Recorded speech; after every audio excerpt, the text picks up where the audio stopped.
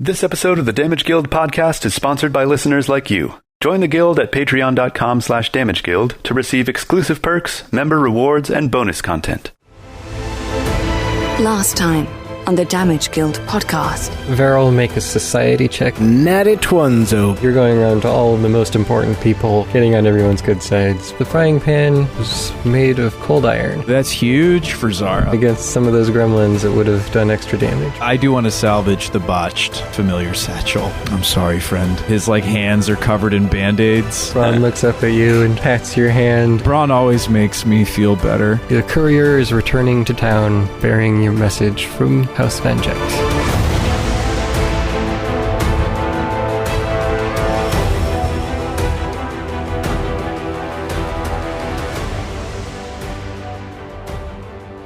It is the afternoon of the 25th of Annivis, 4 days since you sent your letter to Chepfirth, when a knock sounds on Verrol's door. Yes? Answering the door, you see Aerith, and behind him, an older man you don't recognize. He has a short gray beard and blonde hair, and wears practical and sturdy traveler's clothes. He also has a large bag hanging from a strap over his shoulder. Aerith gestures towards the man and speaks. Sir, this is Tebriel Starburn, an accomplished surveyor sent by your grandfather in response to your request. Ah, welcome. I'm so glad to have you. Tebriel steps forward and offers his hand. Yes, it's a pleasure to meet you, sir. Likewise. I'm sure my grandfather has sent his best. I'm sure you'll do an excellent job for us. I'm very much looking forward to it. Well, I have been working in the surveying and mapping business for over 20 years. My. I've even been to the mountains a few times myself, so if you have any questions that need answering, ask away. Wonderful. Well, I'm sure you're as excited as I am to have these untamed, uncharted lands mapped out finally. Yes, it's always exciting to go on a new expedition. Yes, well, let's waste no time. How soon can you be ready to travel? Well, I just arrived, but as such I have not yet settled down, so I'll be ready to go whenever you'd like to leave. Oh, very, very good. Arath, please make a note to summon our companions and make ready to begin our journey. Yes, sir, right away. Thank you. And then after you make that note, please do so. Sir, should I be accompanying you again, or shall I stay here and deal with the investment funds?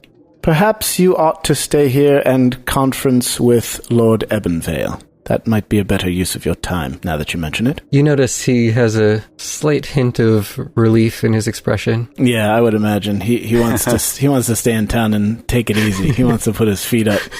He doesn't want to be following me around making notes to do stuff all day. He's and I'm more than happy, because I'll have Stoke with me. I'm more than happy to give him a little break. Especially because there's probably a lot of paperwork and contracts and things to draft up and sign and, go around town finding the right people to do that. And, we've got to actually structure this business and set it up officially now that we have the funds. So he's the man for that job. Good to hear, sir. I wish you good luck on your endeavors. Likewise. I will be waiting for your return. But not too anxiously, I imagine. Enjoy yourself, Arath. You've earned it. It's not as if this is a vacation. Though it is a vacation from you. Yes. I leave the future of our business in your more than capable hands. Aerith nods. Excuse me. And then he walks away. Very good. Tebriel reaches into his bag and pulls out an envelope. It says, I was asked to give you this when I met you. Oh, thank you. So you take it and you see that the envelope is sealed with the Vanject family crest. Yes. So I excitedly tear the seal and open it up and begin to read. Letter from Josco Vanject. Oh, sorry, no, I'm not supposed to read that part. My dearest Verrol. Oh, it just says Verrol. Sorry, not the dearest part.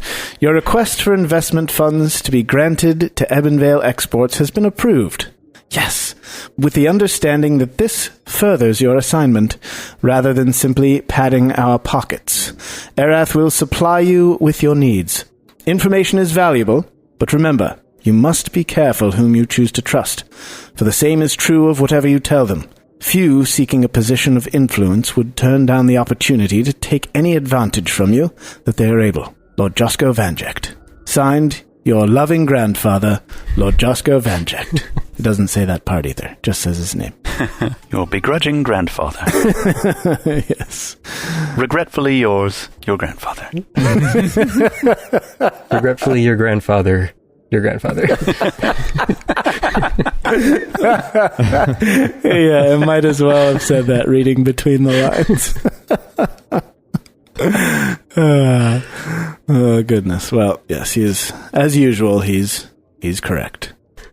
All right, so I take the letter and fold it back up and slip it into the pocket of my waistcoat so that I can reread it several times to make sure it sinks in. So you're just going to wait for everyone to come? Yes. I'll get myself ready as well. What time of day is it? Early afternoon. So everyone makes their way over to your place. I assume you all get the message and head over there. We do. Okay. I speak for Sean now. So you all get together? Kardain was deep in thought. Remind me of the cartographer's name again so I can write it down. Tebriel Starburn. Tebriel Starburn. All right. Starburn that's a cartographer's name if I've ever heard one. Yes. Reminds me of Starburns from Community. You've watched the show Community, right, Brian? Yeah, Starburns, that's right. He has sideburns shaped like stars. Okay. Oh, that's awesome. Kind of a sleaze bag. Yeah. Very good. Very good. Welcome, friends. We have with us the esteemed Tebriel Starburn. He is an expert in his field and will be accompanying us on our journey to map the untamed wilderness. A most excellent gift provided by Lord Josco, my grandfather. He is a wonderful man, if I haven't already mentioned that. And he loves the town of Fosdale and all of his people. And he loves owning it. Yes. So, without further ado, I say we make ready to set off. What say you all? Let's away ere break of day. Perhaps we should wait until the day is about to break and then away. Or should we away now and not wait until away has come? Yes, good plan. Well, would we eat into our adventuring time to, stop by the local potion shop or something? Yes, we would. You should have done that in the 4 days that we've spent waiting for a word back from my grandfather. Yeah, but Kardain's basically broke.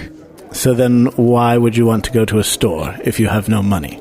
But Verrol, maybe we as a company now, we're kind of, Company? becoming more of a band, if you will. Yes, I would hesitate to use the word company, because we are not officially in business together. Well, it could be like company, like fellowship. Companions. Yeah, so maybe a potion or two, you could just think of it like a business expense.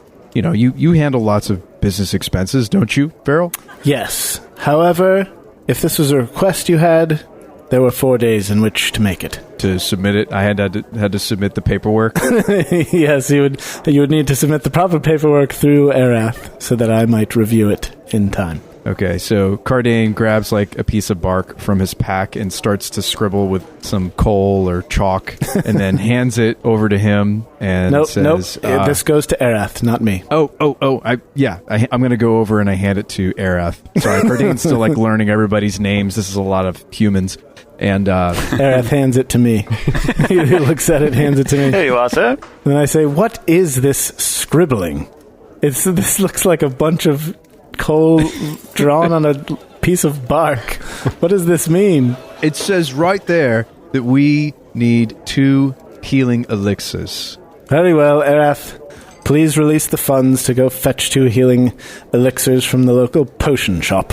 I am authorized to pay for your regular living expenses, and now for this new request that you have, but I'm afraid I do not have discretionary funds of that nature.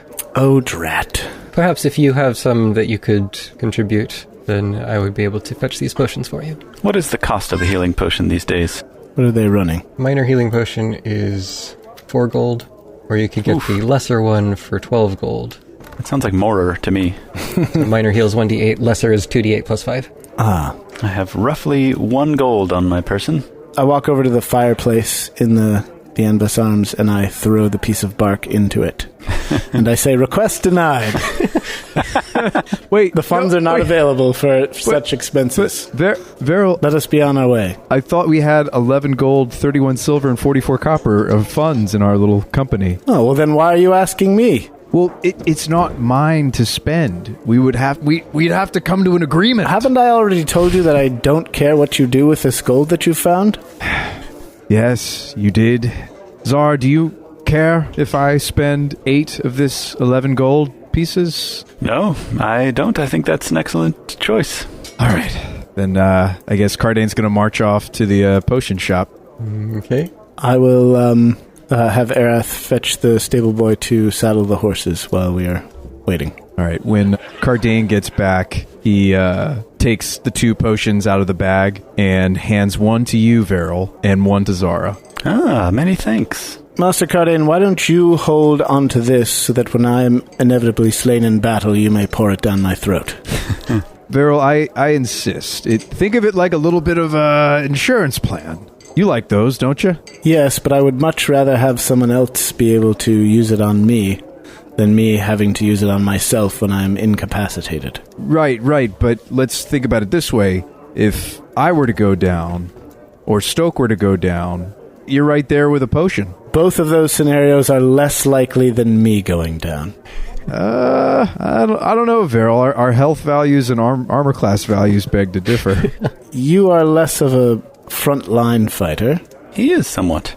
He has a big shield. Yeah, Kardain's shows you his shield and says, I like to tussle. So I think the chances of me being gravely injured are much greater than the chances of you or Stoke being gravely injured.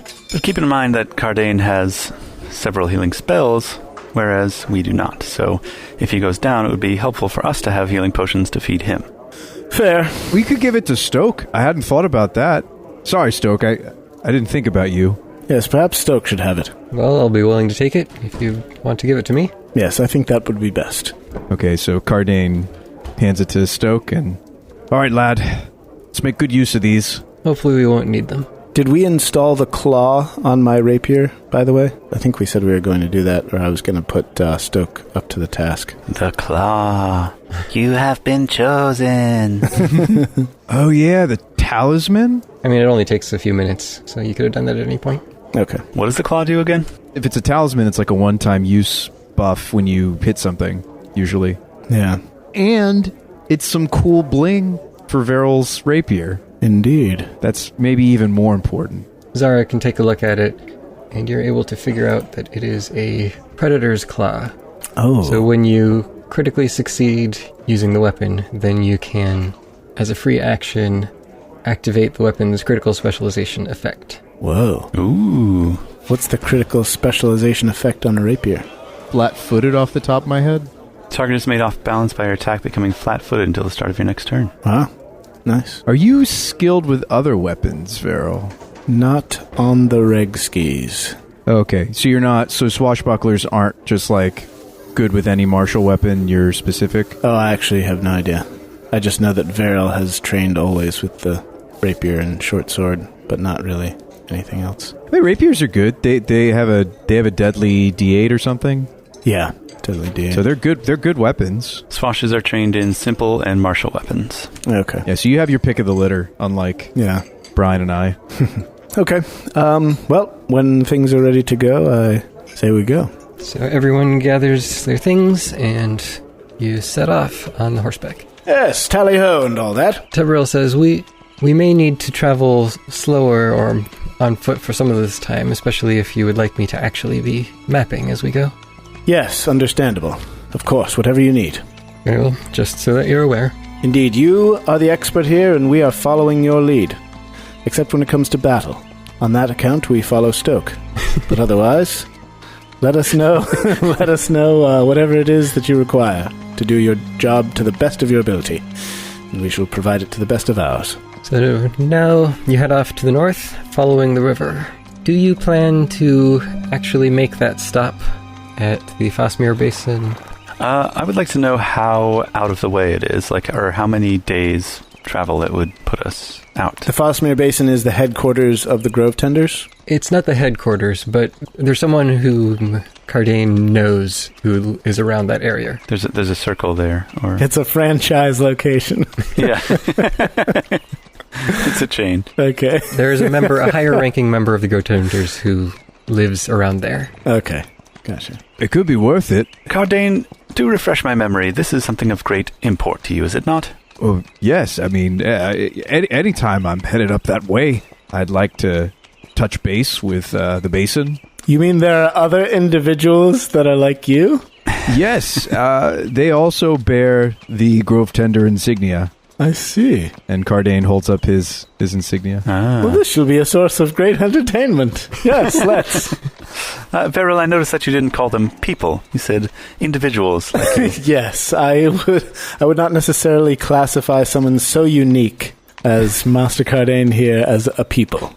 He would be more an individual because there's no one like him, or at least I thought until this moment. I mean, if you think I'm any example of a druid, these others are far more wild than myself. Oh my, well. I've been learning with them, walking these vast woods, learning to track and to survive the various... there's really some quite nasty things out here, you know. Well, I am rather chuffed at the idea.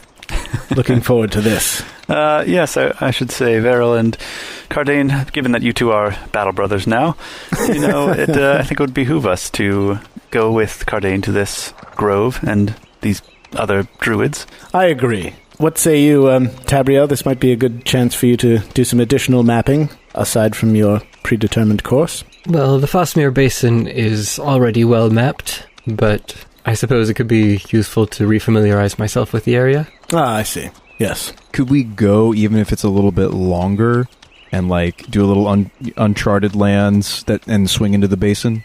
I don't think that's necessary. I think we can just go there and then... Yeah, I mean, everything right around this town is fairly well known, so it'll be once you get a little farther out that hit the uncharted lands. Well, maybe instead of him, doing the job we've paid him for yet, we could get to know the guy before he's, busied by his work. Yeah, certainly. Exactly.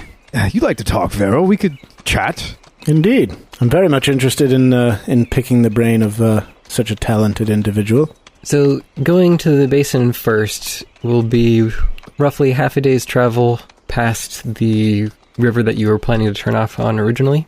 So you'll have to go about half a day out and then half a day back and then continue on. So there is a little bit of backtracking involved. Okay. Yeah, but it's not too bad. It's not like it's 3 days out of the way. Yeah. So as you're going, I guess you make conversation with Tebril. He expounds his knowledge of the forest and as much as he knows about the mountains, which isn't perhaps as much as you would have hoped, because he did say he'd been there before, but very few people actually go into the mountains to any length. Actually, that brings up a great question. I've been wondering, and maybe you could help, because I've asked other members of the Grove Tenders about this. Why is it that we don't tend to talk about the mountains or go and see them often? I think they're so beautiful on the ridge, the sunrise or sunset. Why is that? I've asked other townsfolk too, but nobody seems to be able to answer what I think is a simple question. I mean, a dwarf just has a little bit of wanderlust in him, It is a difficult question, but those mountains' beauty belies the great danger. If you find yourself in those mountains, the chances of you ever returning to this solid ground is slim indeed. It's either really horrible or it's so beautiful that they keep going and never want to come back. From what I have seen, the mountains tend to be full of monsters and other hazards. Rock slides, pits that will open up beneath your feet as you walk through what should be solid ground. Indeed. In my lessons as a boy, I recall having often heard tell of the treachery of the mountains, the great danger that lies beyond. They're not to be taken lightly. Which is exactly why we're going toward them. Yes, but for that sake, I hope that we do not end up traveling too deep into the mountains. We'll have to use the utmost of our wisdom to determine when is the extent of our journey. Well, it should be all right as long as we keep to the foothills. Is there anything else specific that you wanted to talk to him about as you're traveling, or we're just going to... I would just ask him about his techniques, the tools that he uses to do surveying and things like that. Okay, well, he happily shows off his tools, his maps and blank parchment, and his quill and ink, and his astrolabe, and his compass, and other measuring devices that he has. It is fascinating. I like thinking about direction.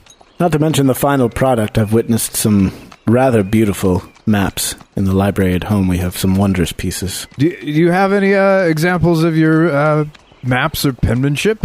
Yes, of course. I always carry some of my maps with me. He shows off some of his nice work.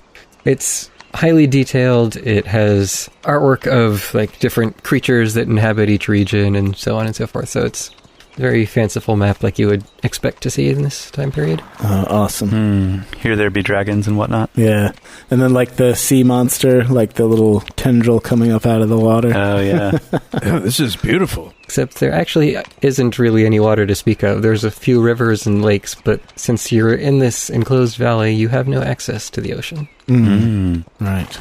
After about a day's travel, so you've already spent the night and traveled on for some of the next day, you arrive at the Fosmere Basin.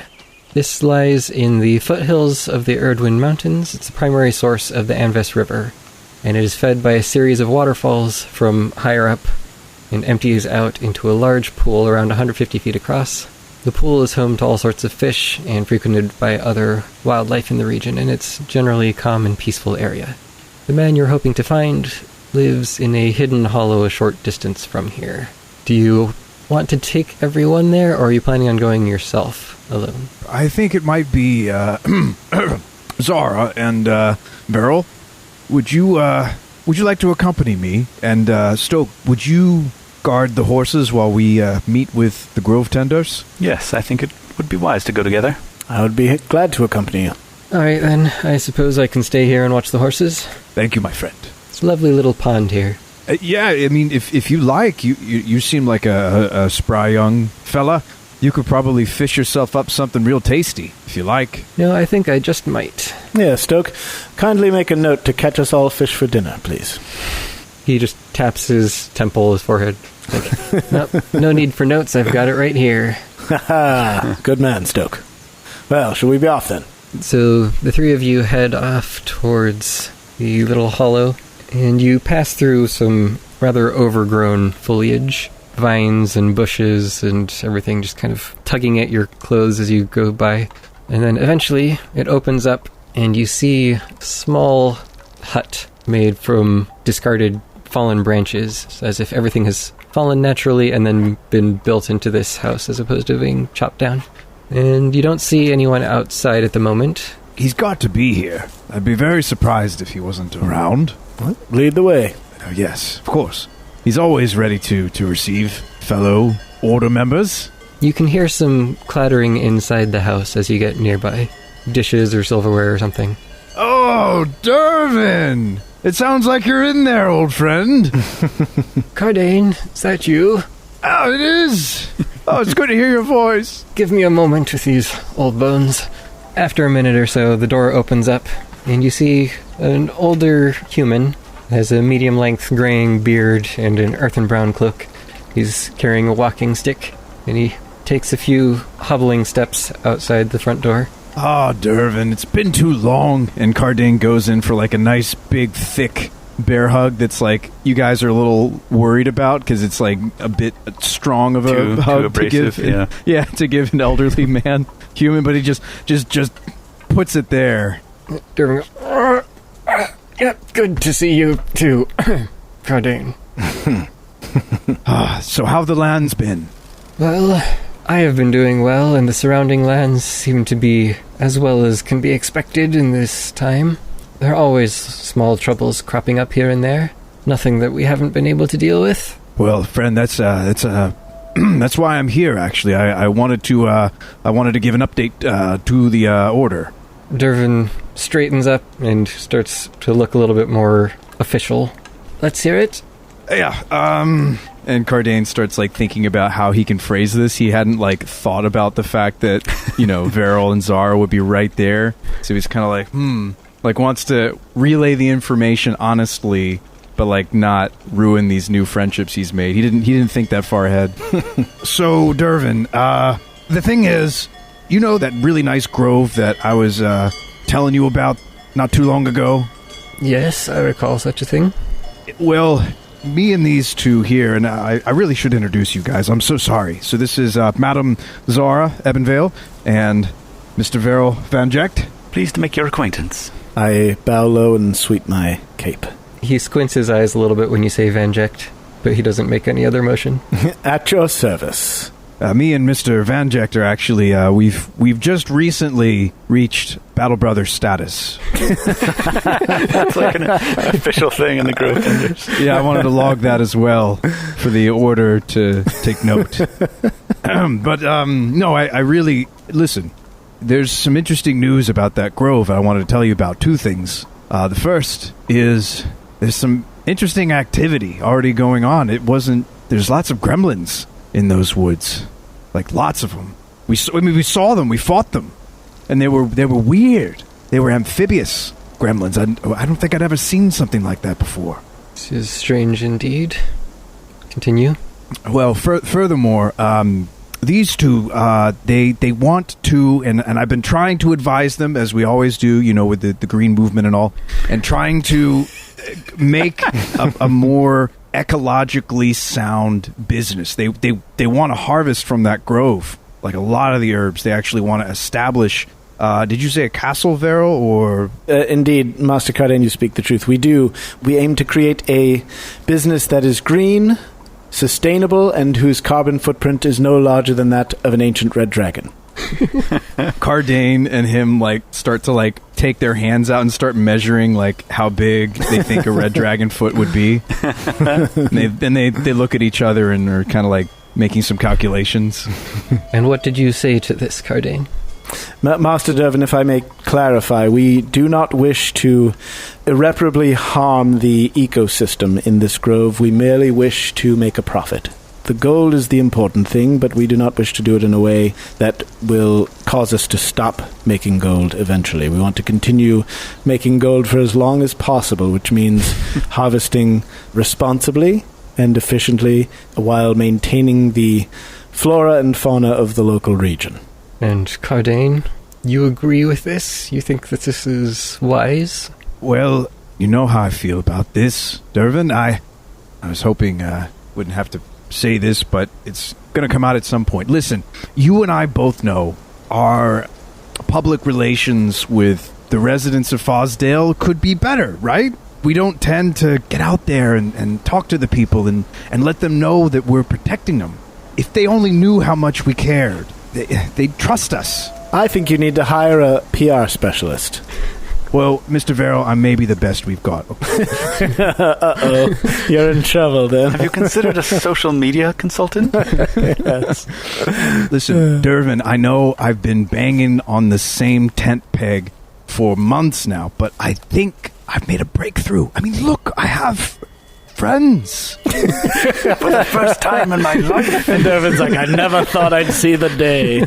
I have non-Grove Tender friends. We're starting to make real connections here, and both of these fine young people are from some of the most prolific families in the region. I think that we could really improve things around here and how the Grove Tenders are received. I have indeed heard of the Van Jecht family. May I speak with you for a moment in private? Sure. He backs into his little hut and holds the door open for you. And before he goes in, I say, Master Dervin, the whole thing that happened with Fern Gully, that was a mistake. All a big misunderstanding. It was a huge misunderstanding. Same thing that happened on whatever planet that was in Avatar, because we didn't mean to do that either. Yeah, space Pocahontas. Listen, Kardain hangs his head because he knows he's about to get scolded as he walks into the cabin. Just he could just detect that in Dervin's voice. Let's just say Kardain's been reprimanded a few times for some of his outlandish ideas in the Grove Tenders. So you go into the hut, and Dervin closes the door behind you.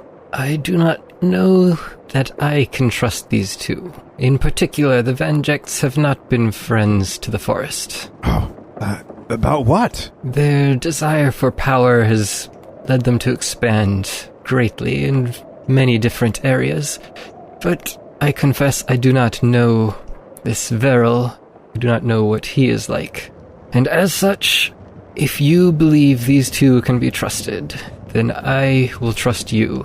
It's true that Verrol wants to build on the grove, and I talked to him about it. I said that we could make some kind of establishment and run, the arboretum, and run it in a way that helps Fosdale. Like, it could create jobs, and it'd be cool to, get my hands in the dirt among the other people in Fosdale, and maybe really make a difference, and they could start to trust us more. Isn't that valuable, Dervin? There is value in such things. There is also great risk. There was one thing I didn't tell you out there, because I didn't want my new friends to think I'm scared. But, Dervin, I'm scared. We're headed to the foothills of the mountains. You remember how my combat training went? And, well, do you think I'm ready, or should I tell them to turn back? He closes his eyes for a moment, then opens them and stares deeply into your eyes. And your entire eyes turn black. I believe that you are ready to make such decisions on your own. It is only through hardships like this that you can truly reach your potential. Dervin. He just start ugly crying.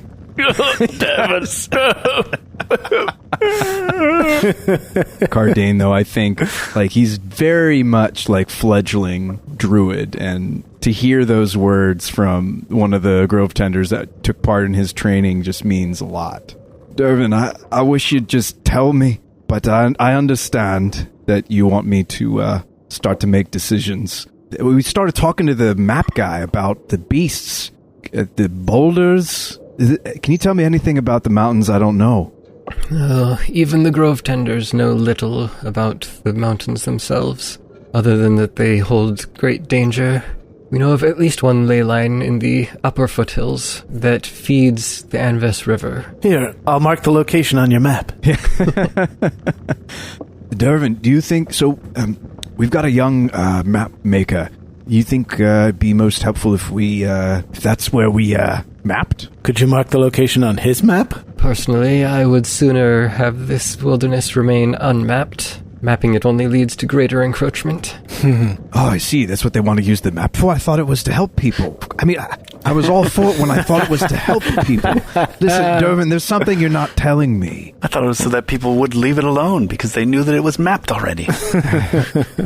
Dervin, I do have a level of trust with these two, but if you think I should just break it off, I could go back to just sending messages and the other things you guys used to have me do. This new assignment has been so hard on me. It was easier when I was just your messenger.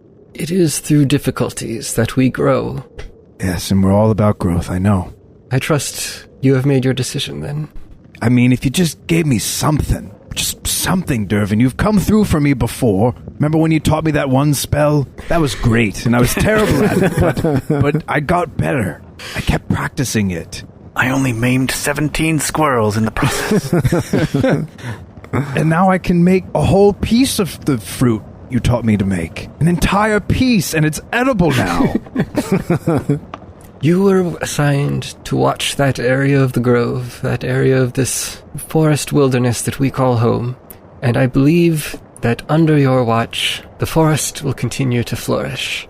If you trust these would-be profiteers to do right by the forest, to treat nature with the respect that it deserves, I believe that this business can flourish under your careful watch, and I believe that you will keep them from spreading destruction too far into the woods. So, let's say that they do pick more herbs than I recommend. Is that going to go on my permanent record? In short, yes. We have entrusted that region of the grove to you, and whatever happens there is your responsibility. But it doesn't feel fair. Why was I assigned a place that has an infestation of gremlins and weird fish gremlins. Honestly, it doesn't seem right to send the new grove tender. I could have died without them. We fought frog monsters and rolled around in the slime, and that's why Verrol and I are battle brothers, okay? If we had better relations with the people, then it would be easier to convince them of all these different green enactments that we want them to do. If they don't know us or trust us, then why would they lessen the number of trees that they chop or herbs that they pick? If they don't even understand us. He places his hand on your shoulder. I'm sorry, old friend. Don't be. This is precisely why we placed you there. Nearest to the town. This way, you can share our influence in the ways that the people are ready to hear it. What if it just makes me grow cold towards them, Durfin? They haven't really listened to me at all. In fact, they seem partially racist towards dwarves.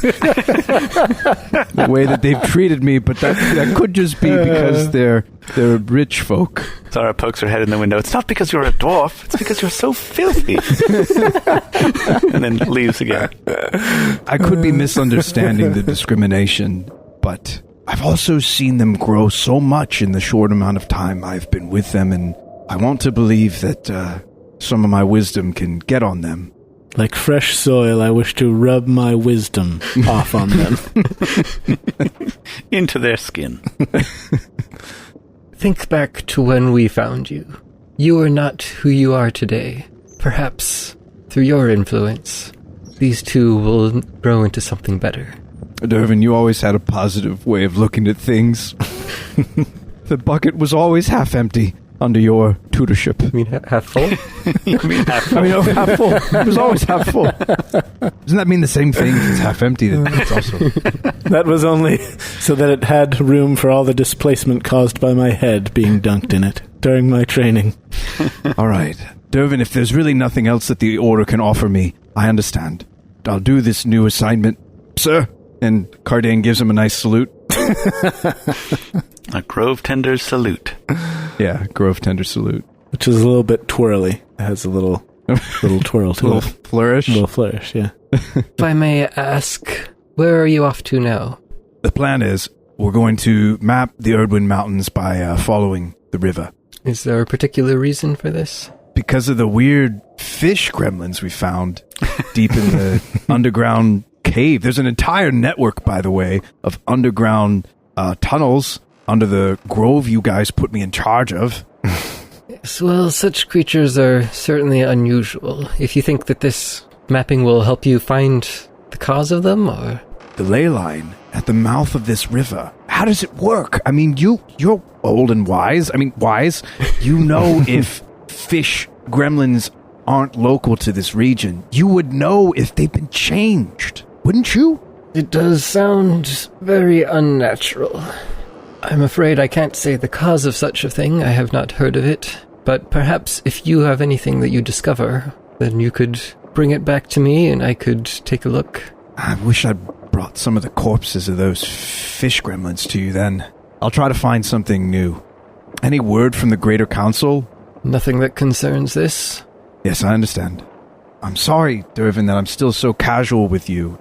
In my current state, I don't know if you could even bring me to the Greater Order meetings.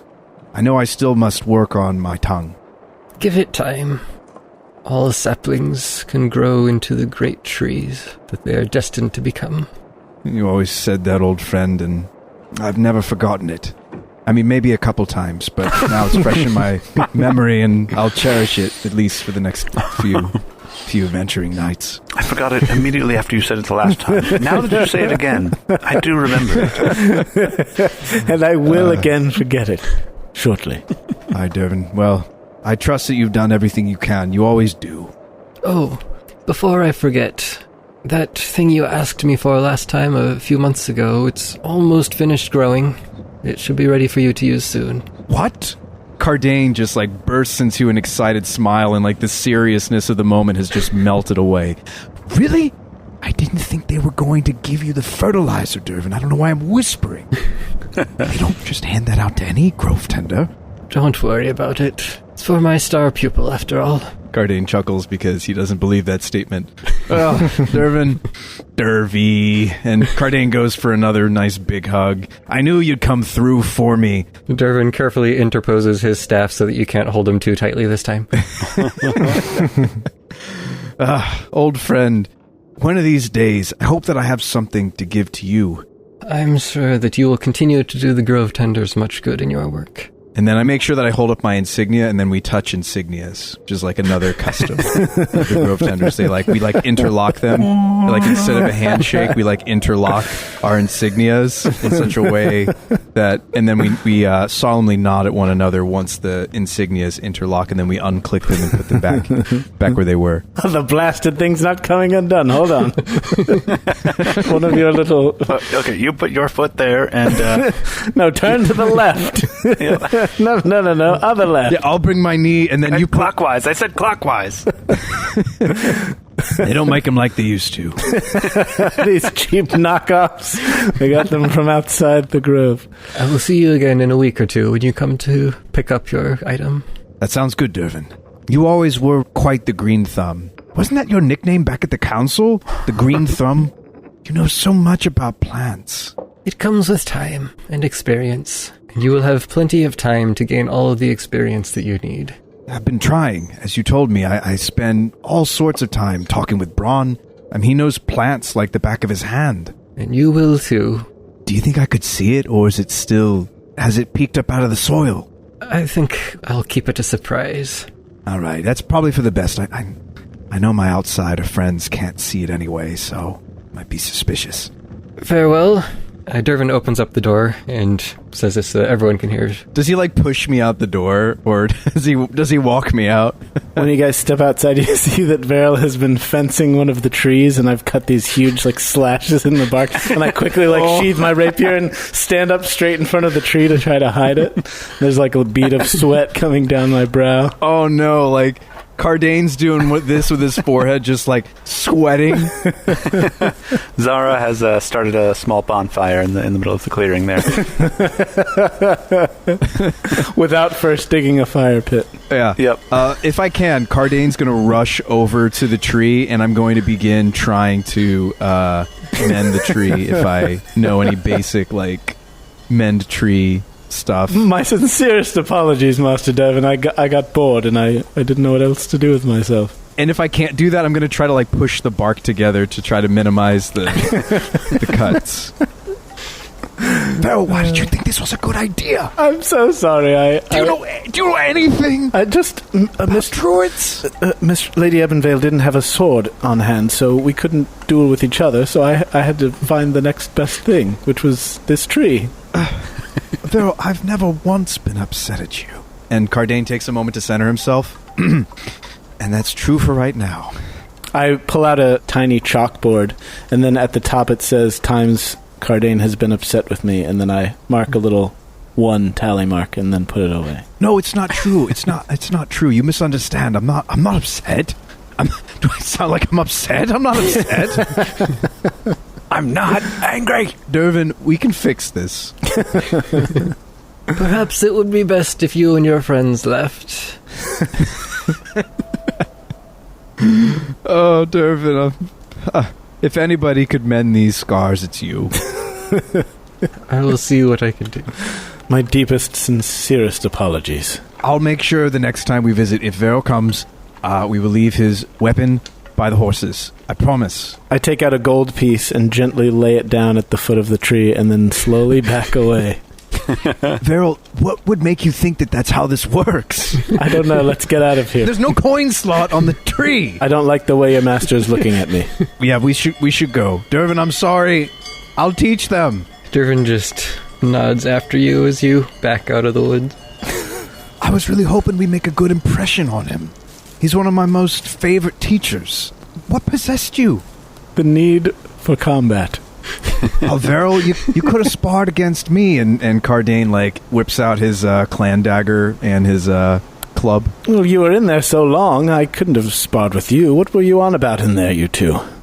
Just order communications. I used to run messages for the order before I got in their good graces, and they finally actually trained me. So definitely nothing about us or the business.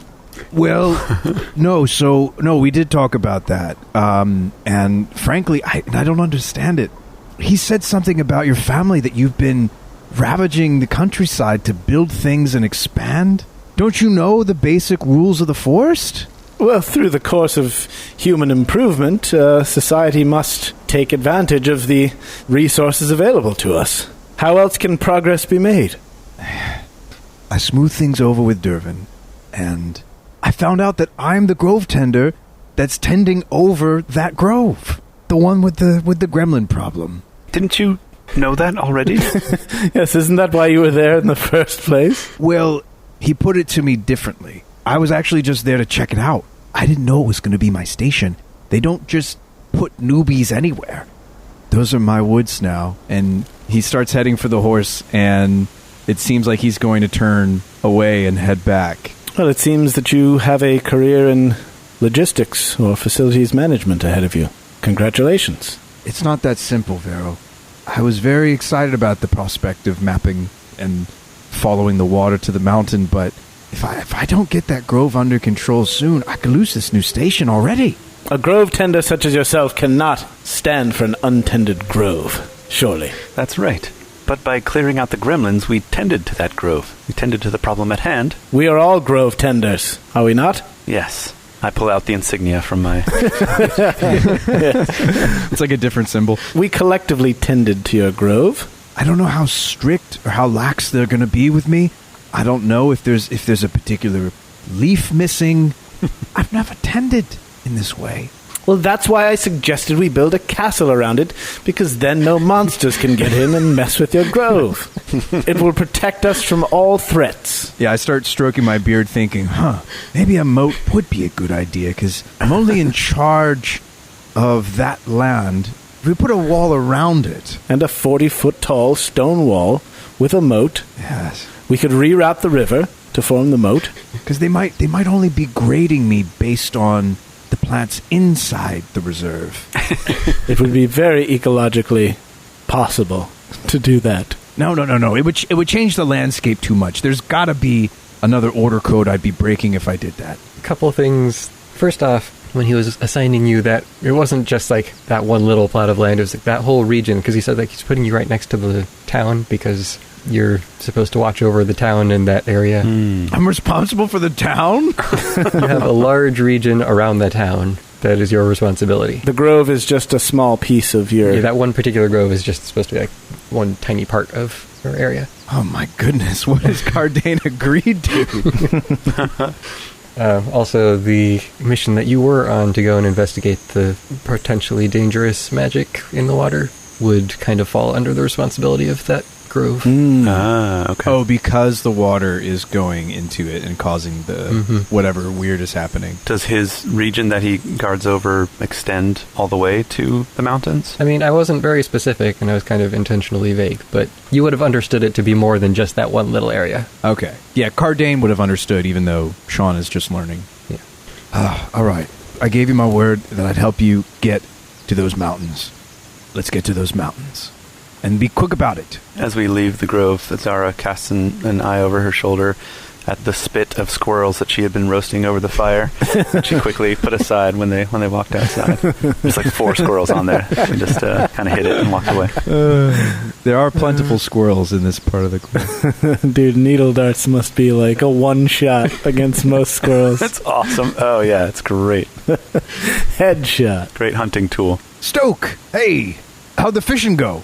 He pulls out a makeshift spear that he's been using, carved from some fallen branch, and it's got a couple of fish stuck on the end already. All right. Not too bad. Not my best day. Well, let's say we settle for supper. It's mid-afternoon, actually, so...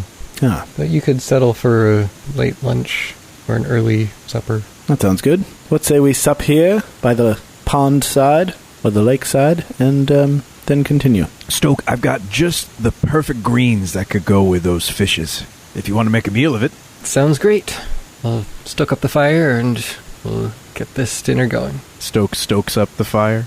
All right, so you cook your meal, you all spend time eating, and then you head out back the way you came from?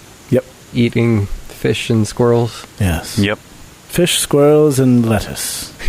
Or whatever greens Kardain has rustled up. Delish. Leftover giant tomatoes. And then we head toward the mountains. Well, you head back downstream, and then to where the tributary feeds into it, and then follow that. You make it back to your little herb garden around nightfall. I guess the plan here is spend the night and then continue on in the general... In the morning. North. In a general that-way direction. If you look at the river along your path to the grove, you can see occasional hints of this green substance floating in the river. But once you get about to the grove or past it, then you don't see that anymore. So it seems to be like seeping in somewhere, probably from the underground. I see, seeping in from underground. Huh. So we have reason to believe that the source of the magic is not all the way up in the mountains or the foothills. It's like somewhere close by. The water running underground that you saw this in originally is going out through some small tunnel. Like it was all clogged up. You couldn't get through. It's going out there somewhere and eventually entering this river. So it's like feeding into the tributary that feeds to the main river. So wherever it's coming from here is not along this main branch of the river. It's from somewhere else. Okay. So the source is from somewhere underground that's feeding into the river, not somewhere further up the river. Well, Kardain would have shared that he learned from his friend that there's a ley line at the top of the river where it enters from the mountains. So I would tell that to my teammates here. Could you point to it on a map if you had one? Yeah, probably. I mean, it's where the water meets the mountain. Master Starburn, do you have a map of this area? I do have a general map. And he pulls it out. It shows the river going up to the Fosmere Basin, and then past that towards the mountains. It's not particularly detailed once it gets much past that point. What has me questioning this whole thing is the green we see, and it's coming from the underground water, not the main river. Yes, but we followed that as far up as we could and could get no further. Tebriel speaks up, says, it's likely that such a stream comes from somewhere farther up the mountains. The direction that you saw it coming from underground, if we were to follow above ground, we could potentially find the source. After all, these lands were once populated, and many of these areas were covered up by the destruction that happened. During the Sundering, yes. So it is likely that some portion of this river remains uncovered. That would explain the wooden structure we encountered underground. Remember, we went into that sort of building that had been covered. So perhaps there was some sort of a settlement here. Very good. Well, Tebriel, we defer to your expertise on this matter. That's a lot closer, isn't it? Instead of following the whole river all the way to the faraway mountains where we know there's a ley line. It could very well be. Tebriel, why don't you point the way? Take me to the underground entrance, and I'll see what I can find from there. Ah, yes. So, we lead him over to the trapdoor, and we spring it. I'm assuming that you're going to spend the night here rather than trying to continue on. Yeah. Yeah. And actually, while we're resting, I'll talk to Kardain on the side, and I'll say, Kardain, did you say that your friend Dervin mentioned a ley line up in the foothills? Yeah, he said there's a ley line if you keep following the river where it meets the mountain. I see. I've read about these ley lines in my studies, and I've always wanted to see one for myself. Perhaps even if we don't believe that's where this magic is coming from, maybe there's we could find time or find a reason to go up into these foothills sometime soon. I could find some time. I just need to do a little bit of plant inventory, make sure that everything's guarded. And you see that Kardain has entered this part of the woods a little bit different, and he's kind of a little more sense of looking over his shoulder, and he seems to care more. It's obvious. Yeah, maybe an air of pride about the fact that he is the tender here. I would say he seems happy, but also worried. He keeps shifting between happiness and, but also occasional freak out moments. Yes, well, I'll certainly allow you to catalog the blades of grass and whatnot, but maybe after that we can go. I think it could be interesting, Zara. I like things in this world more than just herbs. Wow, I'm surprised. I didn't know based on the fact that all you ever talk about is herbs. That's true. I might not like magic maybe as much as you like magic, but it's a ley line, right? Yes, exactly. I should very much like to see it for myself. You know, Zara, I see you kind of light up when we're talking about the ley line. We're not so different, you and I. You said it yourself. Remember? Actually, I believe you said that. Oh, my apologies. Sometimes I remember wrong, and then my memories fragment, and then I remember it in the way that I wish it happened instead of how it actually happened. It's very harmful, this memory of mine. It doesn't always work for me. I kind of just feel things, and then the fruit pops out of my hand. Yes, well, let's carry on in the morning, and we'll see if we can work this visit to the ley line into our travels. That would be wonderful. The night passes uneventfully. Just so we know, how are you all progressing? Do you have marching order? What sorts of actions are you doing as you're moving, since you're now going to be heading into unknown territory? Kardain will take the search extended activity, because as Jay pointed out, it is a perception, which is whiz. That's right. Which whiz I is. You're very good at whizzing. Sorry. That was not what I intended to say. Some might say you are a wizard. Verrol will be scouting. A scout's great to have. That +1 inish. In my opinion, it makes the most sense for a scout to be in front rather than just in the middle somewhere, because otherwise, how are you scouting? Yeah, no, I can be toward the front with Stoke. I would imagine Stoke will be defending if I'm scouting. And going through the woods here, it's not the best place for the horses once you get away from the river, because it's a lot rougher terrain. So you're probably going to be leading them around a lot of the time. Zara will be investigating. That's a good one for her. Investigating what? Seeking out information about her surroundings, of course. Yeah.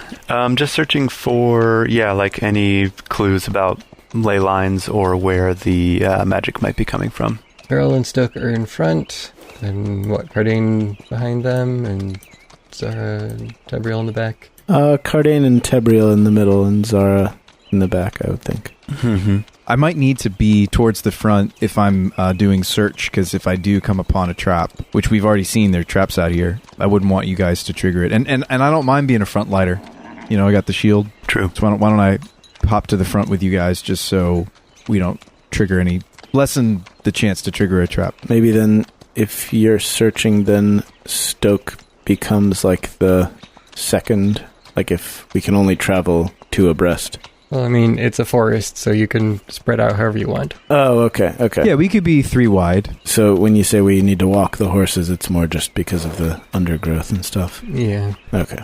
Undergrowth and branches hanging down, so you're just kind of enclosed on all sides. Okay. So then we have like it's not the opposite of a flying V, but it's like an Olympic rings scenario where we have 3 at the front and 2 just behind them. Yeah, it's like a stealth bomber. Yeah. So you're traveling through the woods. Tebriel is, for the most part, kind of guiding you along depressions in the ground of where he thinks that there's potentially the underground river. Goes down and tests the soil every once in a while to get a feel for how things are. So he seems like he knows what he's doing. Oh, wow, that's amazing. I rarely see people out here know how to do such a thing. Well, I've been doing this for most of my life. He guides you through the woods, or he leaves the actual leading to the 3 warriors in front. Kardain. Oh, no. You are, I guess, the first to notice something unusual. Battle Brother and others, hold. And I put up my my right arm to kind of like also... In a fist. Yeah, in a fist. Like, that's like sign language for like, hold up, team. It's classic. Yeah, hold. I rein up my horse. What do your dwarven eyes see? I don't know yet. I'm in the middle of seeing it, Verrol. Just hold on. Are you always this impatient? This is like when you carved up the tree. I haven't even seen what I'm seeing yet. Just wait for my senses to catch up with my brain. You first spot something in one of the branches of a tree just up ahead.